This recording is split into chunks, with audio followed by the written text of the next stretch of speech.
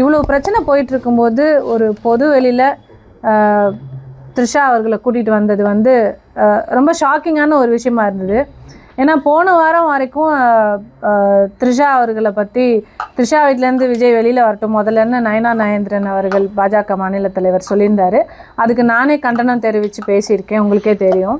எப்படி அப்படி பொது வெளியில் ஒரு நடிகையோட பேரை குறிப்பிடுவீங்க? எப்படி ஒரு நடிகைனா உங்களுக்கு ரொம்ப ஈஸியாக போச்சான்னு நானே கேட்டிருக்கேன். எல்லாரும் அப்படி தான் கேட்போம். அது எப்படி அவர் அப்படி சொல்லுவார்?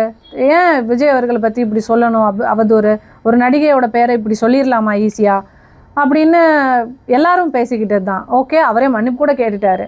அண்ட் அவங்க விஜய் அவர்களோட ஒய்ஃப் சங்கீதா கூட ஒரு நடிகையோட ரிலேஷன்ஷிப்பில் இருக்கார்.